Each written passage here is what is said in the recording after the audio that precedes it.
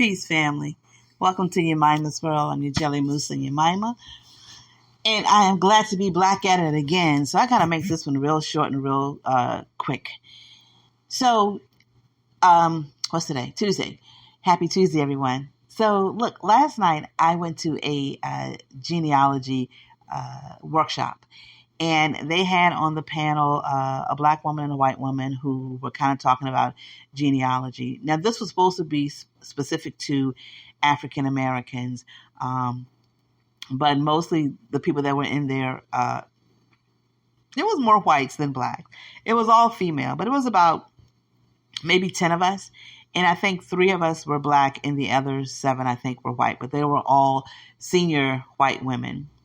So one white lady that was in the an attendance after the 2 panelists kind of gave us a brief overall of genealogy and how to look for things on Ancestry.com and all of that good stuff, which they didn't give a lot of information. But anyway, so one of the white women that was in the audience, she was a senior lady. She was seasoned. She was probably the only thing in her house that was seasoned, but she was seasoned. And she asked, she said that she had some neighbors and she was from a southern state, and I'm in Virginia, so it wasn't Virginia. She was from a southern state, and I want to say, I don't know, Mississippi, Alabama, whatever. But she said when she lived there, she had these neighbors that were black, and she was convinced that those black neighbors were her cousins. And so she was asking one of the panelists, if they took a DNA test and she took a DNA test, could they tell that they were actually related? And so the panelist said, it depends on the test you take. And she asked, she said, well, what makes you think that you're related to them? And she said, well, my great grandfather fathered 2 biracial children named Mary and Sarah, and they were twins. She said, so I believe that my neighbors are descendants of Mary and Sarah, which would make them my cousins. So I turned around like, the hell did she just say? Because white people are bold with their racism. And sometimes they say it, and I don't even think that they even realize what they're saying is freaking racist. So she went on to talk about, I just love these people. This is what she said. I just love these people so much. And I just wanted to see if we're related. And I want one of them, she said, one of them took a DNA test and it came back that they were related to my brother or something. She said, but it didn't show that they were related to me, which I don't know how that happened. But anyway, so I'm looking at her and I'm like, she is really walking in the spirit of Carolyn Bryant. So after she finished her rant and rave, I asked her, I said, so what's your end goal? Once you find out that they are related, is it going to prove to you that your forefathers enslaved their ancestors? And she said, well, I don't know. She said, I don't think I can determine that. Well, you just said that your great peepaw fathered 2 children and they were biracial. Now, when she said that he fathered 2 children, I'm going to detect that the mother of these 2 children was not cooperative in the making of the children. Because if she was, then I'm thinking the lady would have said something like, he married an African-American woman, or he had children with an African-American woman, but she said he fathered 2 African-American or biracial children, which means your great peepaw was a piece of shit. And you're just open with it. You're not even saying, you're not saying it with any remorse. You're almost saying it with pride to the point where I have to find out if these Negroes have my blood in them. And then she went on to say, after the one of the neighbors took the test and it came back that they were not related to her, but I think she said her brother. She may have said a cousin. I don't know. But she said, I have a test now that's so old, I don't think it's any good because I can't get any of them to take the test. And I'm thinking to myself, white woman, Missy Ann, Missy Ann, Missy Ann, miss me with that BS. Are you kidding me? Maybe they don't want to know that your forefathers enslaved their ancestors. If y'all have a really cool relationship, then keep that. Because I promise you, if they take the test and they find out that your forefathers enslaved their ancestors, you ain't going to be friends with them no more. They ain't going to want to be your friend no more. It ain't going to happen, Captain. No, they're not. So people, this white woman, and then she asked the black lady on the panel. She said, the black lady asked her, she said, the people, the two women, Mary and Sarah, the twins, did they stay on the property and work on the land? And she said, yes. After the war was over, they stayed on the land and worked as sharecroppers. And I looked at her and I said, well, sharecropping is a form of slavery. And I just kept asking, what's your end goal? Why is it so important for you to know that? I don't know. I just know that a lot of white people now are trying to find, back in the day when they were registering or, doing census for Native Americans, white men paid the government $5 to put on the census that they were Native Americans so that they could get land. And they called them $5 pretendians. Well, $5 Indians. I call them $5 pretendians. So I'm thinking that these white people now are trying to find one drop of black blood, because if they ever decide to give us any type of reparations, these white people are going to be in line first to say, well, you know what?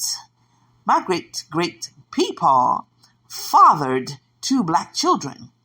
And if he did, then that would mean that I have black blood and I am a descendant of an enslaved African.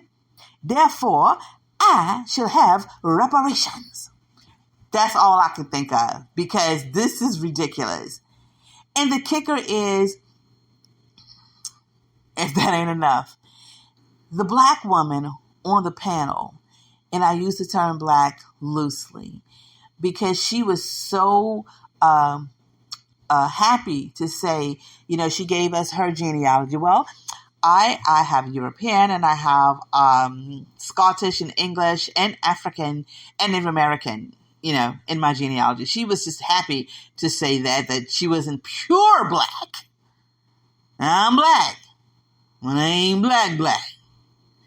But she was so, I guess, taken aback, or just a little, she looked at me kind of a little side-eyed, because she didn't like the fact that I had to gather Missy Ann all the way together. She was unhappy about that. So at the end of the program, I go up and I'm talking to the black lady and the white lady. And because I do what I do, I'm a historical interpreter, I am a storyteller, I am a historical historian, self-taught. And she works for the the African American History Society in the area. So I go up to her and I give her one of my flyers, and I'm like, here's one of my flyers. This is what I do. If your organization ever need any presentations or anything like that, please don't hesitate to reach out to me. That heifer took my little flyer and folded it up and said, if we need you, or I'll think about it. And if we need you, we'll certainly reach out. I said, well, damn. So I went to the white lady, because I could always present for them. They'll hire me before black people will. So I go to her, and she's working on this project, and I give her my flyer, and I say, if your organization's looking for presentations, don't hesitate to hit me up. She looked at my flyer. She saw what I offered.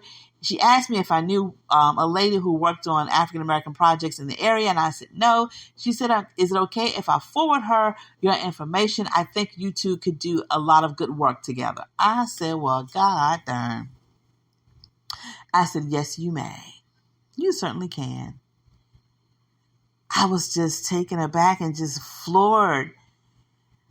But wow. So I'm going to get out of here. And it's not even 9 o'clock yet, but I'm tired. I'm going to get out of here.